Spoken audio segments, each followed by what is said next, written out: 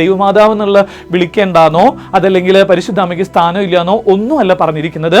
നമുക്ക് ചില ക്ലാരിറ്റി തന്നിരിക്കുകയാണ്. അത് 2 കാര്യങ്ങളിലാണ് ക്ലാരിറ്റി തന്നിരിക്കുന്നത്. ഒന്ന്, പരിശുദ്ധ അമ്മ സഹരക്ഷകയാണ് എന്നതിനെ കുറിച്ചുള്ള ഒരു ക്ലാരിറ്റി തന്നിരിക്കുകയാണ്. എന്ന് പറഞ്ഞാൽ പരിശുദ്ധ അമ്മയെ സഹരക്ഷക എന്ന് അഭിസംബോധന ചെയ്യണ്ട എന്ന് പറയാൻ ഒരു സഭയുടെ കാരണമായിട്ടുള്ളത് അത് യേശുക്രിസ്തുവിന് തന്നെ രക്ഷാകര രഹസ്യത്തിൽ ഏറ്റവും വലിയ റോളുണ്ട് എന്ന് പഠിപ്പിക്കുകയാണ്. എന്ന് പറഞ്ഞാൽ ക്രൈസ്റ്റ് സെൻറ്റേഡ് ആയ സ്പിരിച്വാലിറ്റിയാണ് ക്രൈസ്തവ സഭയിലുള്ളത്. ക്രൈസ്റ്റ് സെൻറ്റേഡ് സ്പിരിച്വാലിറ്റി, ഏകരക്ഷകനീശോ, ഇതാണ് സഭ സ്റ്റിക്ക് ഓൺ ചെയ്യുന്നത്.